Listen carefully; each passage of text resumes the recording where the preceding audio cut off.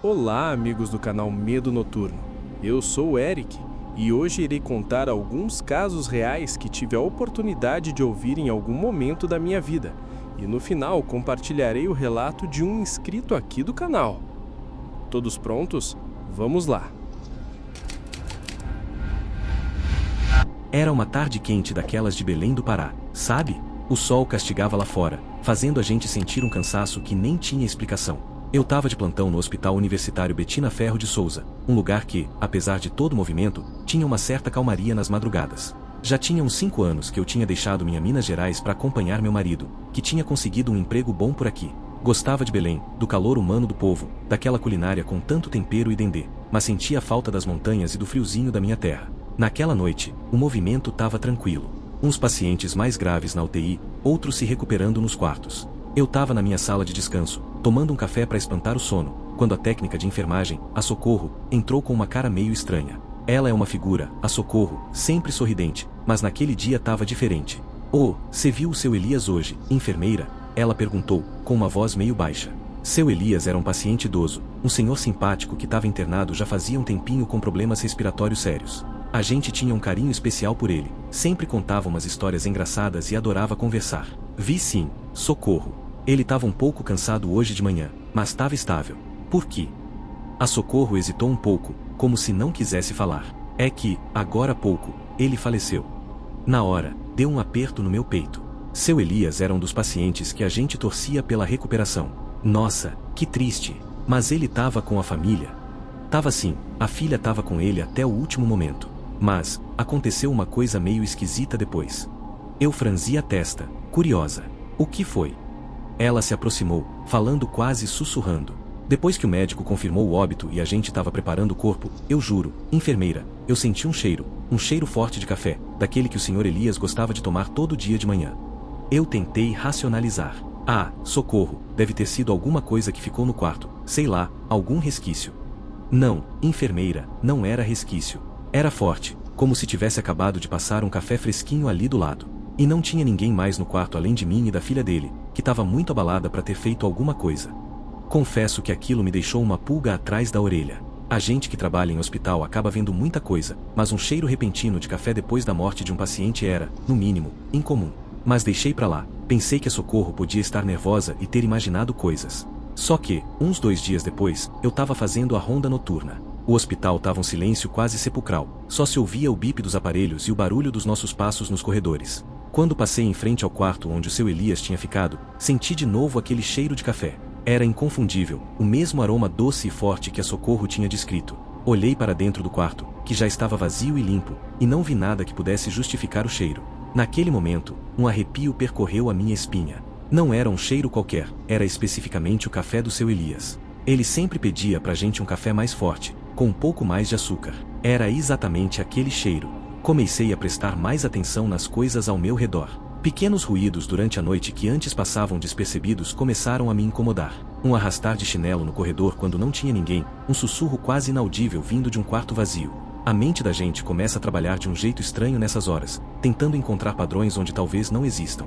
A gente, por natureza, busca explicações para o que não entende. Essa busca por significado é um mecanismo fundamental do nosso cérebro, uma tentativa de manter a ordem e a previsibilidade no mundo. Quando nos deparamos com eventos inexplicáveis, como um cheiro repentino sem causa aparente, essa busca se intensifica, podendo levar a interpretações que fogem da realidade. Uma semana depois, eu estava no posto de enfermagem, escrevendo algumas anotações no prontuário de um paciente, quando senti um toque leve no meu ombro. Me virei na hora, pensando que era algum colega, mas não tinha ninguém atrás de mim. Olhei para os lados, e as outras enfermeiras estavam ocupadas, cada uma no seu canto. O toque tinha sido real, eu tinha sentido. Foi como se uma mão invisível tivesse pousado no meu ombro por um instante. Naquela noite, tive um sonho muito vívido com o seu Elias. Ele estava no quarto dele, sorrindo daquele jeito calmo que ele tinha, e me oferecia uma xícara de café. No sonho, eu sentia o cheiro do café, o calor da xícara na minha mão. Ele não dizia nada, só sorria e me olhava com um olhar bondoso. Quando acordei, o cheiro de café ainda parecia pairar no ar do meu quarto. Comecei a me sentir cada vez mais perturbada. As coisas estranhas pareciam se intensificar, sempre sutis, mas constantes. Às vezes, eu jurava ouvir a voz do seu Elias me chamando pelo meu nome, um sussurro baixo e familiar. Outras vezes, via um vulto rápido no final do corredor, sumindo antes que eu pudesse identificar o que era. A gente tenta racionalizar essas coisas, né? A cabeça da gente começa a inventar explicações lógicas. Talvez eu estivesse mais cansada do que imaginava, o estresse do trabalho afetando a minha percepção. Ou talvez a minha mente estivesse pregando peças, influenciada pela tristeza da perda do seu Elias. A neurociência nos explica que a memória e a emoção estão fortemente ligadas.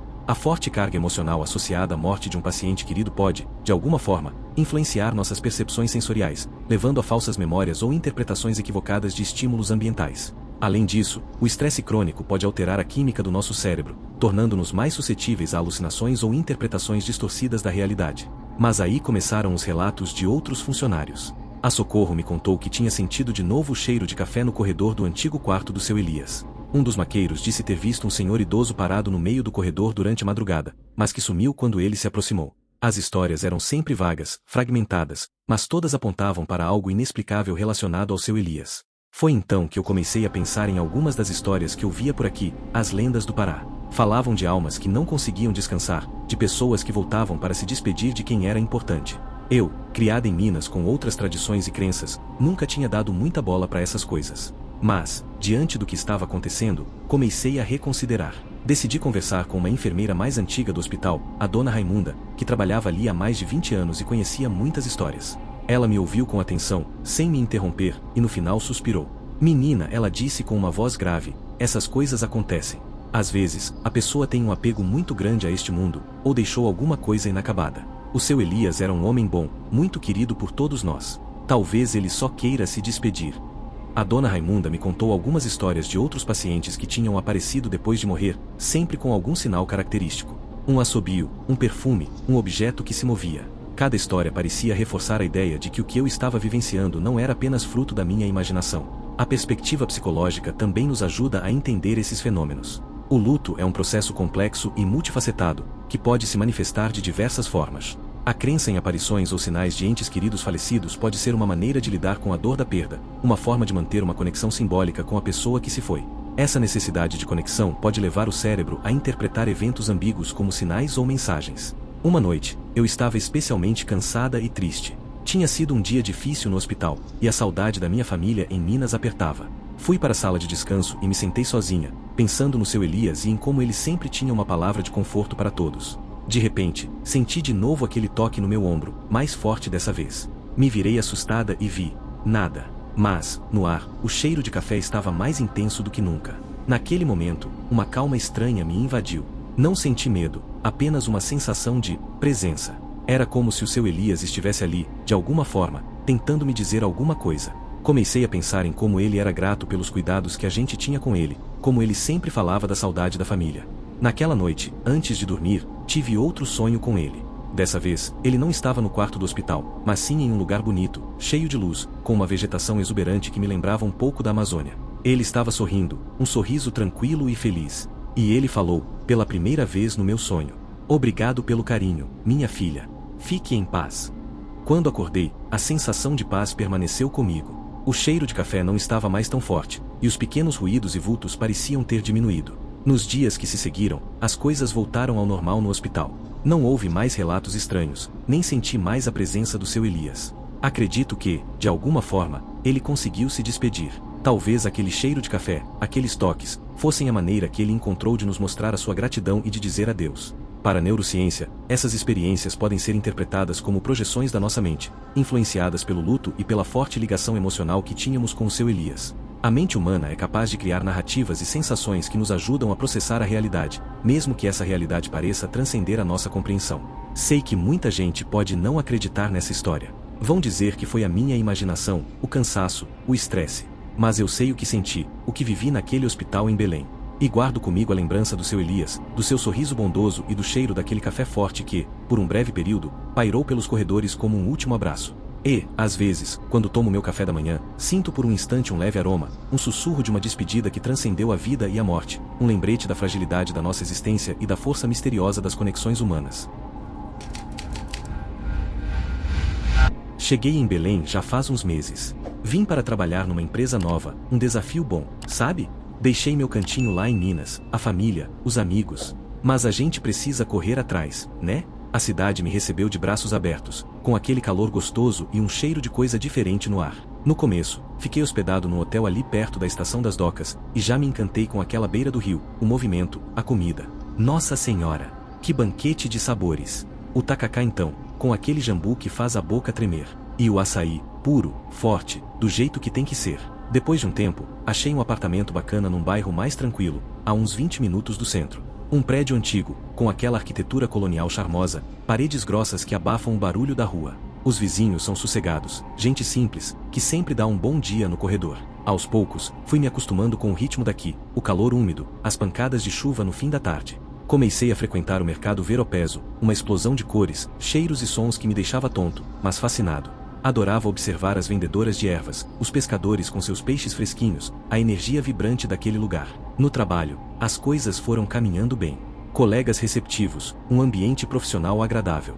Nos fins de semana, aproveitava para conhecer um pouco mais da cidade, os parques, os museus, as igrejas históricas. Belém tem uma beleza única, uma mistura de história e natureza que me cativou. Sentia falta de casa, claro, mas estava construindo minha vida aqui, criando raízes nessa terra nova. Foi mais ou menos nessa época que as coisas começaram a ficar estranhas. No início, eram coisas pequenas, insignificantes até, que eu tentava racionalizar. Sabe quando você jura que deixou um objeto em um lugar e, de repente, ele aparece em outro? Aconteceu algumas vezes com minhas chaves, com um livro que eu estava lendo. Eu pensava que estava ficando distraído, esquecido por causa da rotina agitada. Depois começaram os sons. Principalmente à noite, quando o silêncio tomava conta do apartamento. Um canto. Era a única palavra que me vinha à cabeça. Um canto melancólico, repetitivo, como se alguém estivesse chamando de longe. Não conseguia identificar de onde vinha, parecia ecoar pelas paredes do prédio. No começo, achei que era algum vizinho com o rádio ligado, ou talvez algum animal na rua. Mas o canto era sempre o mesmo, na mesma tonalidade, com a mesma tristeza. E só eu parecia escutar. Comentei com a Dona Maria, a senhora que mora no apartamento da frente, uma velhinha simpática que adora cuidar das plantas na sacada. Ela me olhou com uma expressão estranha e disse que nunca tinha ouvido nada parecido. Os outros vizinhos também negaram qualquer barulho incomum. Comecei a me sentir um pouco paranoico, imaginando coisas. As semanas foram passando, e os acontecimentos se tornaram mais perturbadores. A sensação de ser observado se intensificou. Às vezes, estava sozinho no apartamento e sentia um olhar fixo em mim, como se houvesse alguém mais ali. Olhava para todos os lados, mas não via nada. As sombras nos cantos dos cômodos pareciam se mover sozinhas, dançando em meu campo de visão. Uma noite, acordei no meio da madrugada com um frio inexplicável, mesmo com o calor que fazia lá fora. A janela do quarto estava fechada, mas senti uma corrente de ar gelado percorrer meu corpo. Tive a nítida impressão de que alguém havia sussurrado meu nome no meu ouvido, uma voz rouca e distante. Levantei assustado, acendi a luz, mas não havia ninguém. Comecei a ter lapsos de memória. Coisas simples, como não lembrar se tinha trancado a porta ao sair, ou se tinha tomado café da manhã. Uma vez, fui ao supermercado e, quando voltei para casa, não me lembrava do caminho. Fiquei andando em círculos pelas ruas do bairro, desnorteado, até que uma imagem familiar me veio à mente e consegui encontrar o prédio. O canto noturno se tornou mais frequente e mais alto, invadindo meus sonhos, me deixando exausto e irritadiço. No trabalho, comecei a ter dificuldades de concentração, cometendo erros que não eram comuns. Meus colegas perceberam que eu estava estranho, mais calado e distante. Tentei explicar o que estava acontecendo, mas minhas palavras pareciam confusas, desconexas. Eles me olhavam com preocupação, alguns até com pena. O isolamento se tornou inevitável. Evitava conversas, me fechava em meu próprio mundo de estranheza e medo. Aquele apartamento, que antes parecia um refúgio, agora se transformará em um palco de horrores silenciosos, onde eu era o único espectador e a principal vítima. Desesperado, comecei a buscar explicações para o que estava vivendo. Pesquisei na internet sobre lendas urbanas de Belém, histórias de assombrações, de lugares mal assombrados. Encontrei relatos sobre entidades da floresta, seres míticos que habitariam a Amazônia e que, por vezes, se manifestariam no mundo dos humanos. Li sobre o Curupira, a Iara, a Matinta Pereira. Histórias que antes me pareciam folclore ganharam uma nova dimensão, um tom sinistro e perturbador. Conversei com a Dona Maria novamente, tentando tirar alguma informação dela sobre a história do prédio, de seus antigos moradores. Ela me contou que o edifício era antigo, construído há muitos anos, e que sempre houve boatos de coisas estranhas acontecendo por ali. Falou de um antigo morador que havia desaparecido misteriosamente décadas atrás, sem deixar vestígios. Disse que algumas pessoas mais velhas comentavam sobre um canto triste que se ouvia à noite, antes do desaparecimento. A cada nova informação, o medo em meu peito aumentava. A racionalidade que sempre me guiou parecia ruir, dando lugar a uma angústia paralisante. Aquele canto. Será que era o mesmo que eu estava ouvindo? Será que havia alguma ligação entre os fenômenos que eu estava vivenciando e o desaparecimento daquele antigo morador? Uma tarde, enquanto explorava um sebo no centro da cidade, encontrei um livro antigo sobre o folclore paraense. Folheando as páginas amareladas, me deparei com a descrição de um ser chamado Uirapuru. Segundo a lenda, o Uirapuru é um pássaro de beleza e canto incomparáveis, capaz de atrair qualquer criatura com sua melodia. Mas havia também relatos sombrios, que falavam de um Uirapuru que atraía as pessoas para a perdição, com um canto tão belo quanto hipnótico. A descrição do canto do Uirapuru no livro era assustadoramente semelhante ao som que eu ouvia todas as noites. Uma melodia melancólica e repetitiva, que parecia penetrar na alma. Senti um calafrio percorrer minha espinha. Seria possível que aquele canto, que tudo o que estava acontecendo, tivesse alguma ligação com essa lenda? Comecei a observar o ambiente com mais atenção, procurando por algum sinal, alguma pista que pudesse me dar uma resposta. No jardim do prédio, notei uma árvore antiga, com galhos retorcidos e uma copa densa. Nunca tinha reparado nela antes, mas agora ela parecia exalar uma aura estranha, quase sinistra. Às vezes, via pequenos pássaros pretos pousados em seus galhos, observando-me com olhos fixos e brilhantes. Uma noite, o canto se intensificou de tal forma que me senti fisicamente mal. Minha cabeça latejava, meus ouvidos zumbiam, e uma angústia profunda tomou conta de mim. Saí do apartamento cambaleando, procurando a origem do som. Fui até o jardim e me aproximei da árvore antiga. O canto parecia vir de lá, de dentro da copa escura. Olhei para cima, tentando enxergar algo entre as folhas, mas a escuridão era densa. De repente, vi um brilho tênue, como se um par de olhos estivesse me observando do alto da árvore. Senti um arrepio percorrer meu corpo. Não eram olhos de um pássaro.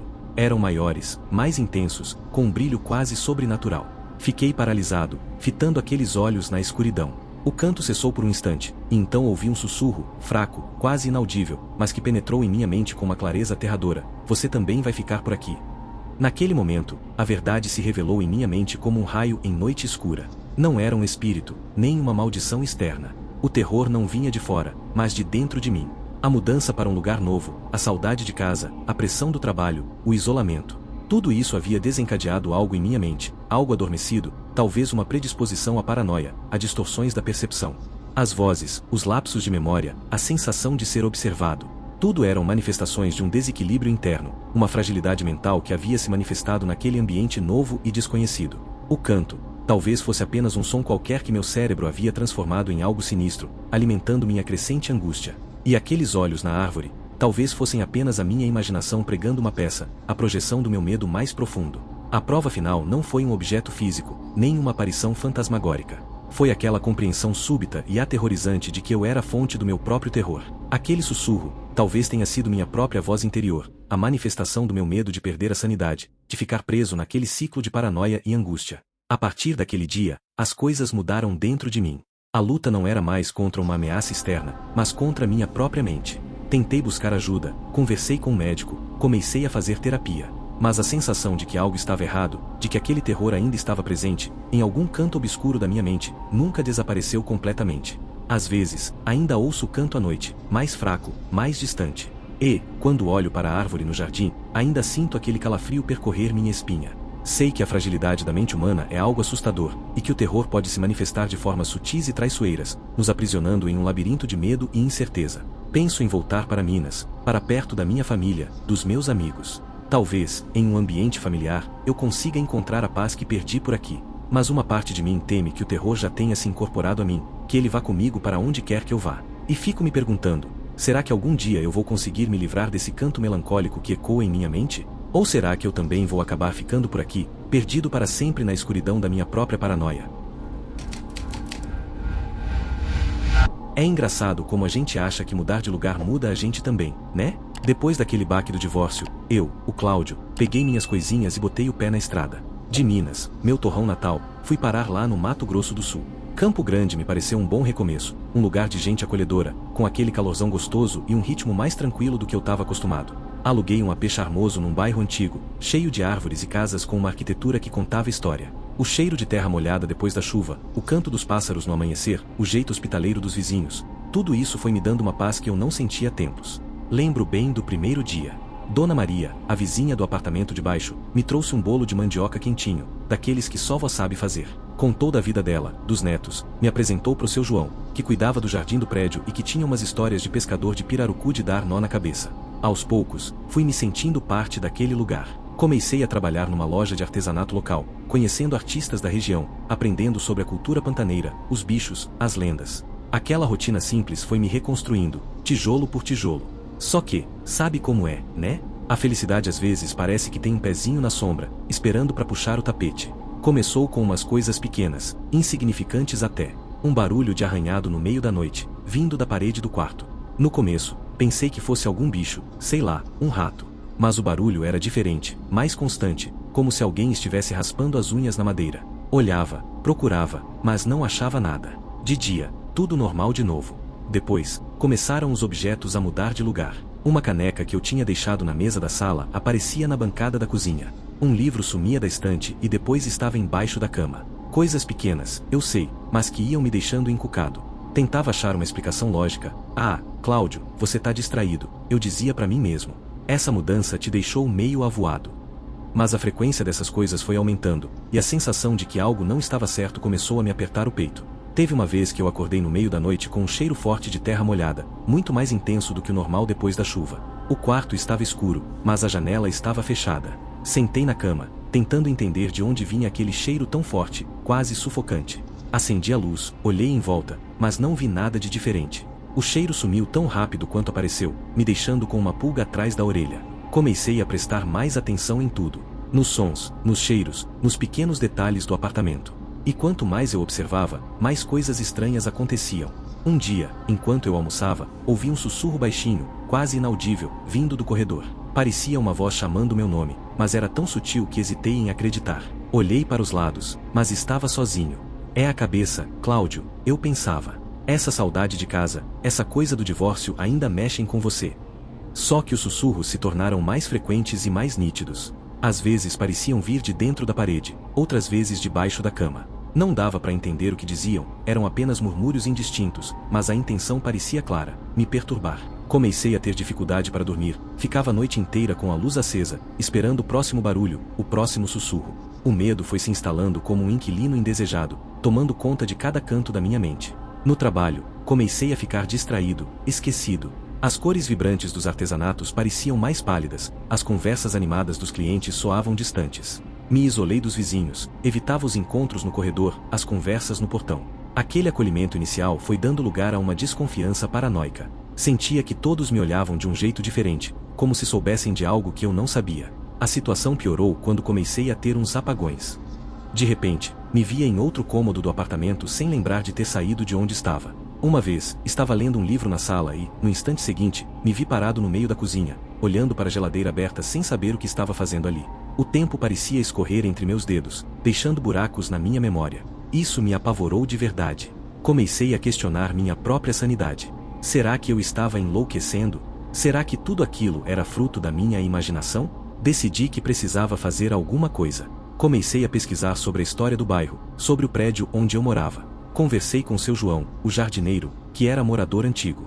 Ele me contou que aquele terreno onde o prédio foi construído era um antigo campo, e que havia muitas histórias antigas ligadas àquela região. Falou de lendas indígenas, de desaparecimentos misteriosos, de umas energias estranhas que pairavam no ar. Uma senhora mais velha que mora 2 ruas abaixo me falou de uma história antiga, de uma mulher que tinha perdido o filho pequeno naquele campo há muitos anos e que, diziam, vagava por ali à noite, procurando por ele. A descrição que ela fez da mulher me deu um calafrio, um sussurro constante, uma tristeza profunda que parecia emanar dela. Na internet, achei relatos de pessoas que moraram no meu prédio e que também tinham passado por experiências estranhas. Barulhos, objetos que se moviam, sensações de presenças invisíveis. Alguns até mencionavam um cheiro forte de terra. Comecei a juntar as peças, tentando encontrar uma lógica para tudo aquilo. A neurociência explica que eventos traumáticos e mudanças significativas na vida podem desencadear estados de ansiedade e estresse que, em casos extremos, podem levar a distorções da percepção e até mesmo alucinações sensoriais. O luto, a solidão e o medo podem intensificar essas experiências, fazendo com que a mente crie padrões e conexões onde talvez não existam. A busca por explicações, por um sentido para o que está acontecendo, pode nos levar a interpretar eventos ambíguos de forma ameaçadora, alimentando um ciclo de terror psicológico. Mas, no meu caso, parecia haver algo mais. Uma noite, o barulho de arranhado na parede se intensificou. Não era mais um raspado sutil, mas um som forte, desesperado, como se alguém estivesse tentando sair de dentro da parede. Os sussurros se tornaram mais altos, mais claros. Consegui distinguir algumas palavras. Meu filho, cadê você? O cheiro de terra molhada invadiu o quarto, tão forte que me deu náuseas. De repente, senti um toque gelado na minha mão.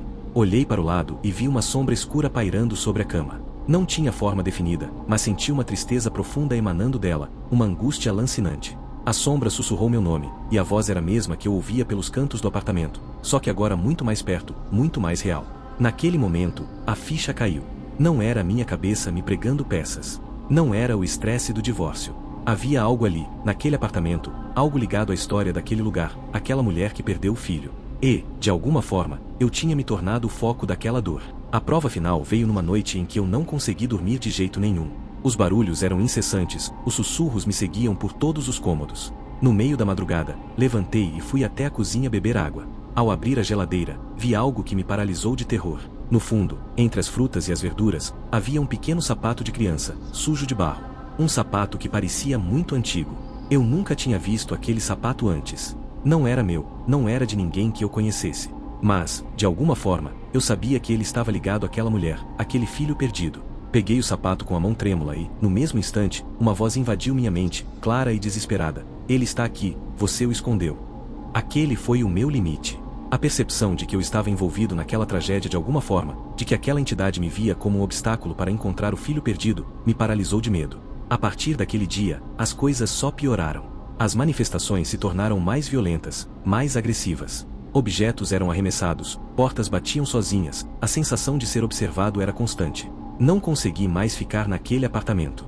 Juntei o pouco que me restava, peguei minhas malas e voltei para Minas Gerais. Deixei tudo para trás, o trabalho, os vizinhos, aquele apartamento que parecia tão acolhedor no início. A verdade é que o terror se internalizou. Mesmo longe, ainda ouço sussurros às vezes, ainda sinto o cheiro de terra molhada em noites escuras.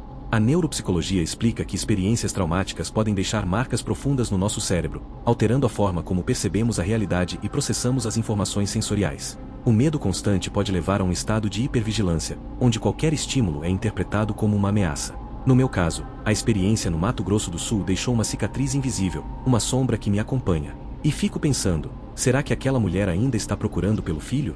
Será que ela ainda me vê como alguém que o esconde? Ou será que tudo aquilo não passou de uma projeção da minha própria angústia, do meu próprio luto? A verdade é que eu nunca vou saber. E essa incerteza, essa dúvida constante, é o terror mais cruel de todos. Uma pergunta que ecoa na minha mente como um sussurro na parede: até que ponto a nossa mente pode criar os próprios fantasmas? E quando esses fantasmas se tornam mais reais do que a própria realidade? Na vastidão verdejante do Acre, onde a floresta amazônica tece um labirinto de mistérios e a cultura pulsa com a força ancestral de seus povos, encontrei-me em uma situação, digamos, peculiar. Não era mineiro de nascimento, mas o sotaque arrastado e o jeito de quem gosta de uma boa prosa me acompanham desde menino, herança da terra dos meus pais. Cheguei ao Acre para um trabalho temporário numa cooperativa de castanheiros, uma experiência nova e que me enchia de curiosidade. A princípio, tudo parecia um paraíso. A cidadezinha de Chapuri, com suas casas simples e acolhedoras, o aroma terroso da mata misturado ao cheiro doce das frutas tropicais, o calor úmido que abraçava a gente como um velho amigo, tudo isso me fez sentir em casa, mesmo tão longe das montanhas de Minas. Aluguei uma casinha charmosa nos arredores da cidade, perto de um igarapé que cantava melodias suaves durante a noite. Os vizinhos eram simpáticos, sempre prontos com um sorriso e um bom café. As tardes passavam tranquilamente, embaladas pelo canto dos pássaros e pelo burburinho distante da cidade. Eu gostava de sentar na varanda, apreciando a paisagem exuberante, sentindo a brisa fresca no rosto e pensando na vida, nas coisas simples que realmente importam. Foi numa dessas tardes serenas que a primeira coisa estranha aconteceu. Eu estava lendo um livro sobre as lendas da Amazônia, fascinado pelas histórias de seres fantásticos e encantamentos da floresta, quando ouvi um som. Era um murmúrio baixo, quase inaudível, como se alguém estivesse sussurrando meu nome de longe. Olhei em volta, mas não vi ninguém. Pensei que fosse coisa da minha cabeça, talvez o vento brincando com as folhas das árvores. Mas o murmúrio voltou, um pouco mais nítido agora, um fio de voz que parecia vir de dentro da casa. Levantei, curioso e um pouco apreensivo, e fui verificar. A casa estava vazia. As janelas fechadas, as portas trancadas. Caminhei pelos cômodos, o silêncio pesado interrompido apenas pelo meu próprio respirar. Não encontrei nada, nenhum sinal de alguém ter entrado.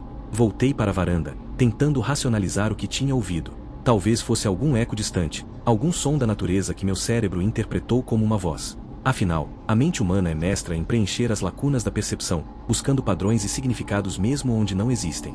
Esse fenômeno, conhecido como pareidolia auditiva, é comum quando estamos em ambientes com muitos ruídos sutis ou em estados de relaxamento, onde a atenção se torna mais difusa. Os dias se seguiram e o trabalho na cooperativa era gratificante. Aprender sobre o processo de coleta e beneficiamento da castanha, conversar com os ribeirinhos, conhecer a riqueza da biodiversidade amazônica, tudo isso era fascinante. Mas os murmúrios persistiam. No início, eram raros e indistintos, mas com o tempo se tornaram mais frequentes e claros. Às vezes, pareciam chamar meu nome, outras vezes eram sílabas incompreensíveis, sussurros na penumbra que me deixavam inquieto e com uma sensação estranha na nuca, como se estivesse sendo observado. Comecei a prestar mais atenção aos detalhes ao meu redor. Notava pequenos objetos fora do lugar. Um livro que eu tinha certeza de ter deixado na mesa agora estava na estante. Uma ferramenta da cooperativa que sumia e reaparecia em outro canto. Inicialmente, atribuía esses acontecimentos ao cansaço, ao esquecimento natural do dia a dia. Mas a frequência e a natureza desses eventos sutis começaram a me perturbar. A mente humana tem uma tendência natural de buscar explicações lógicas para eventos inexplicáveis, mas quando essas explicações falham repetidamente, uma sensação de desconforto e ansiedade começa a se instalar. Isso ocorre porque nosso cérebro busca ordem e previsibilidade, e a quebra dessa ordem gera um estado de alerta. Certa noite, enquanto tentava dormir, os sussurros se intensificaram.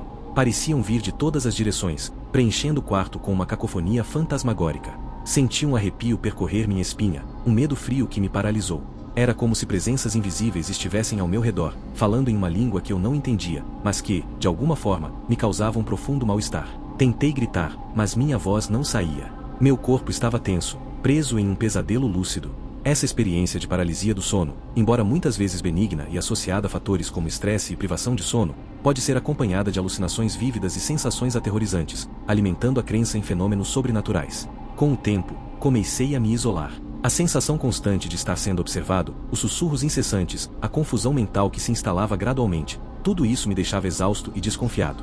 Evitava conversar com os vizinhos, com medo de parecer louco. As noites se tornaram um tormento, e o sono, antes um refúgio, transformou-se em um campo de batalha contra vozes e sombras. A privação de sono, por sua vez, intensificava minhas percepções anormais, criando um ciclo vicioso de terror e exaustão. Estudos em neurociência mostram que a falta de sono pode levar a alterações na função cerebral, incluindo a exacerbação de alucinações e delírios.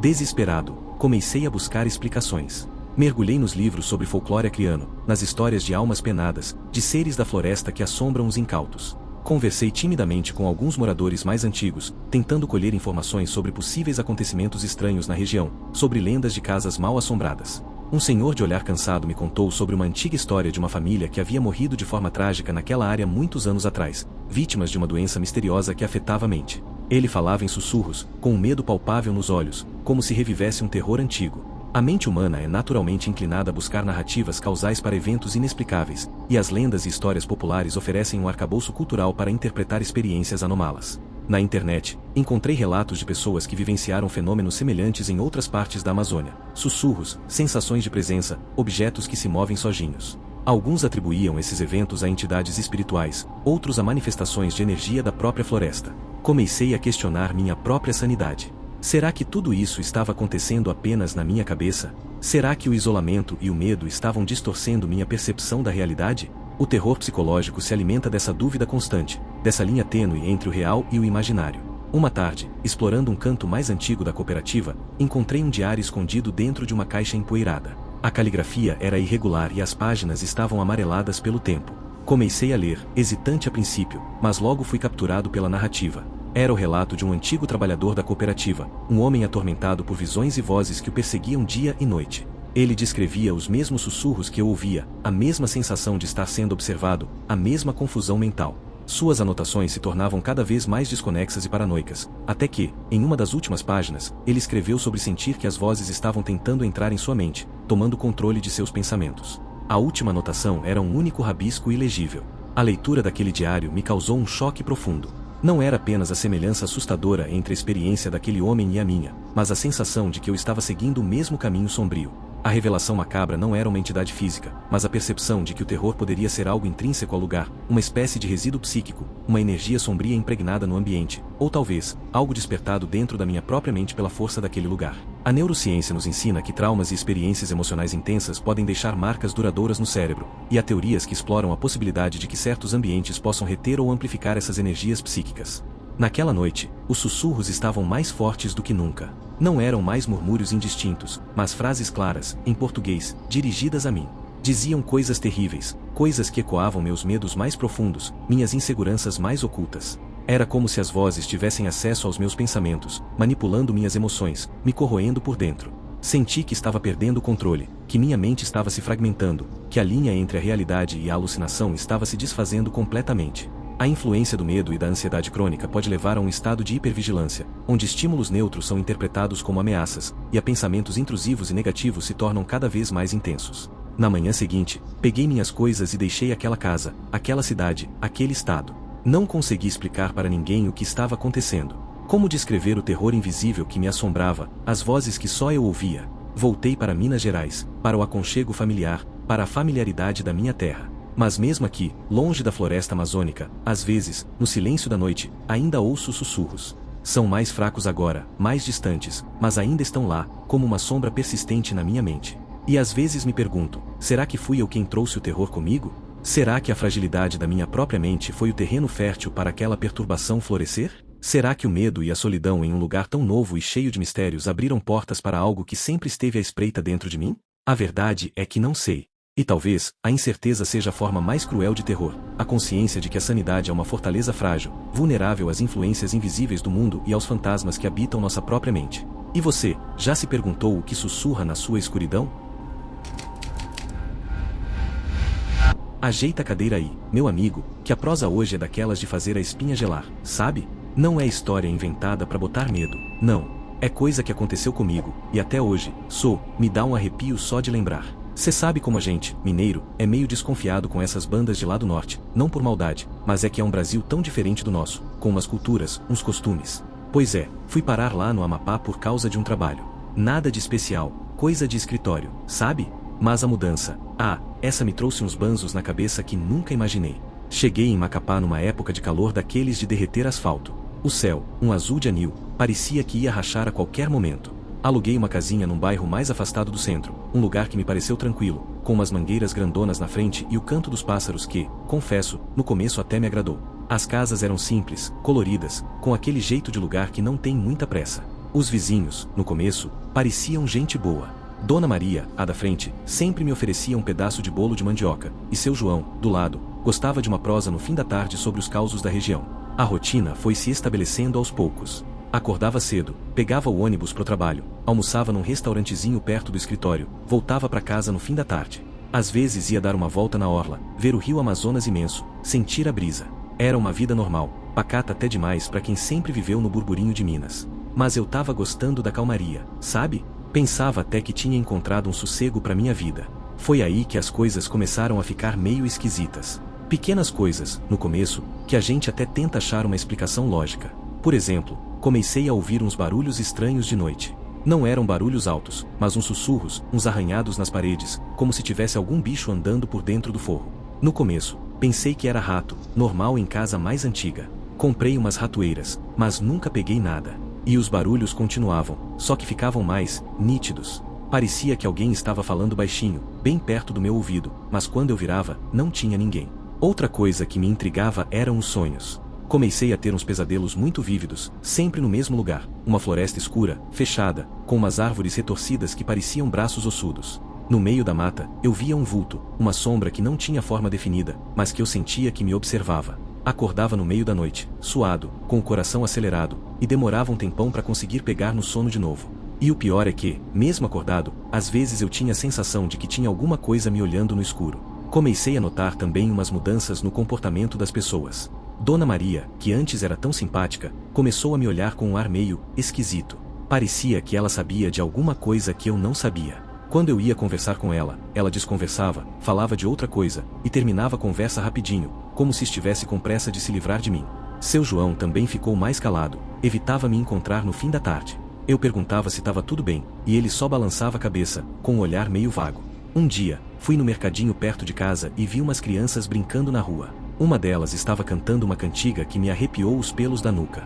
Era uma melodia infantil, mas a letra era estranha, falava de sombras que se movem sozinhas e de segredos enterrados na terra. Perguntei para uma das mães o que significava aquela cantiga, mas ela só sorriu sem graça e puxou a criança para longe, como se eu tivesse falado alguma besteira. A coisa começou a apertar de vez quando eu comecei a ter umas visões. Eram flashes rápidos, imagens borradas, mas que me deixavam muito perturbado.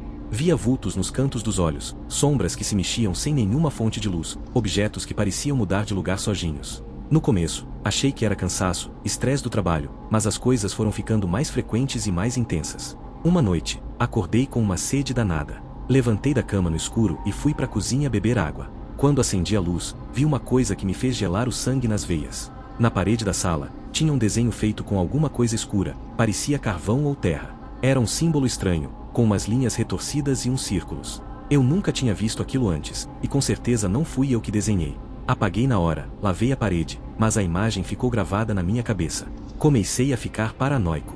Achava que tinha alguém entrando na minha casa de noite, que estavam me observando. Troquei as fechaduras, comecei a trancar tudo com 2 voltas, mas a sensação de que não estava seguro continuava. O medo me acompanhava o tempo todo, como uma sombra grudada em mim.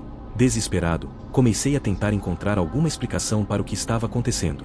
Comecei a pesquisar na internet sobre lendas e histórias da região do Amapá. Li sobre seres da floresta, sobre rituais antigos, sobre lugares amaldiçoados. Encontrei algumas coisas que me fizeram pensar que talvez o que eu estava vivendo não fosse coisa da minha cabeça. Descobri que naquela região, perto de onde eu morava, havia uma antiga lenda sobre uma entidade que se alimenta do medo e da angústia das pessoas. Diziam que ela se manifestava em lugares de transição, onde as energias estão instáveis, como quando alguém se muda para um lugar novo.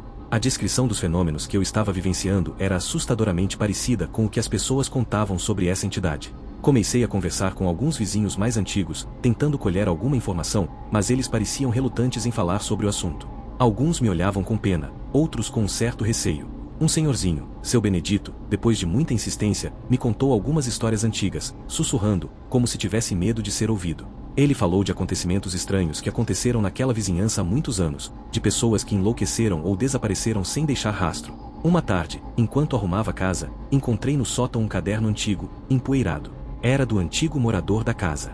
As páginas estavam amareladas, a letra era cursiva e difícil de ler, mas consegui decifrar algumas passagens. O caderno era um diário, e o antigo morador relatava experiências muito parecidas com as que eu estava vivendo. Os barulhos, os sonhos, a sensação de ser observado, os símbolos estranhos. Ele falava de um medo crescente, de uma angústia que o consumia dia após dia. Na última página escrita, havia apenas uma frase: ela está cada vez mais perto.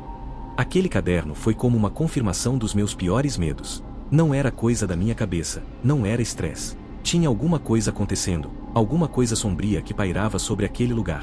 A verdade, por mais macabra que fosse, começou a se desenhar na minha mente. Aquele lugar, que a princípio me pareceu tão tranquilo, estava impregnado por algo antigo, algo maligno. A partir daquele dia, o terror se intensificou. As visões ficaram mais nítidas, os sussurros mais altos, a sensação de presença constante. Comecei a ter lapsos de memória, a me sentir confuso, desorientado. Às vezes, olhava no espelho e não reconhecia o rosto pálido e assustado que me encarava. O isolamento se tornou completo.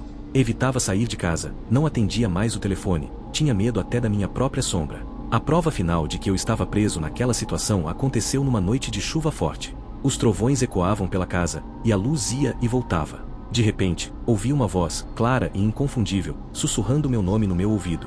Não era uma voz humana, tinha um tom arrastado, frio, como se viesse de muito longe. Naquele momento, percebi que não tinha mais volta. Aquela coisa, seja lá o que fosse, tinha se fixado em mim, estava dentro de mim. O medo se transformou em pânico, o pânico em desespero. Tentei lutar, resistir, mas era como lutar contra o vento. A minha sanidade foi se esvaindo aos poucos, como água a ralo. Comecei a ter alucinações, a ver coisas que não existiam, a ouvir vozes que me diziam coisas terríveis. A linha entre a realidade e a fantasia se tornou cada vez mais tênue, até se romper completamente. Não sei ao certo o que aconteceu depois. Lembro-me de sentir um frio intenso, mesmo com o calor da noite. Lembro-me de ver o símbolo da parede brilhando no escuro. Lembro-me de uma sensação de entrega, de aceitação do meu destino. Depois disso, tudo ficou turvo, confuso. Um dia, acordei num lugar estranho. Não era minha casa, não era o hospital. Era um quarto branco, sem janelas, com uma luz fria e constante. Havia pessoas vestidas de branco que me olhavam com um ar de pena. Disseram que me encontraram vagando pelas ruas, desorientado, falando coisas desconexas. Diagnosticaram um colapso nervoso, um surto psicótico. Naquela noite, os sussurros estavam mais fortes do que nunca. Não eram mais murmúrios indistintos, mas frases claras, em português, dirigidas a mim. Diziam coisas terríveis, coisas que ecoavam meus medos mais profundos, minhas inseguranças mais ocultas. Era como se as vozes tivessem acesso aos meus pensamentos, manipulando minhas emoções, me corroendo por dentro. Senti que estava perdendo o controle, que minha mente estava se fragmentando, que a linha entre a realidade e a alucinação estava se desfazendo completamente.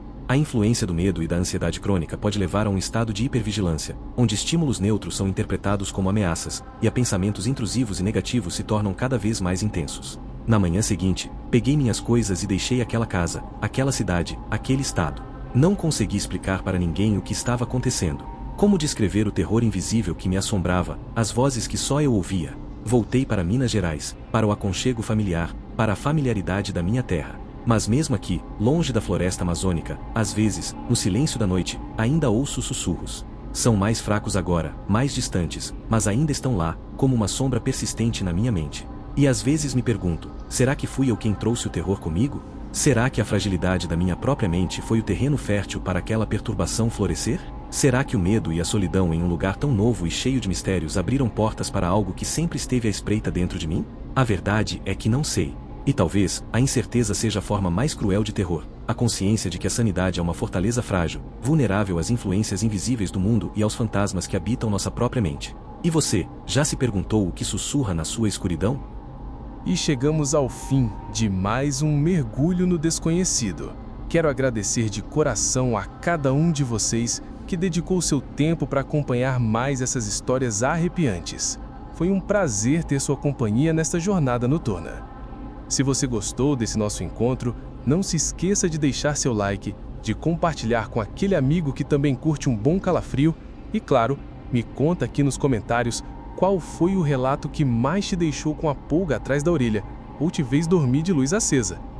Ah, e se você tem alguma história de arrepiar que aconteceu com você ou que você ouviu por aí, daquelas que a gente conta sussurrando no escuro, manda pra gente no e-mail que está na descrição.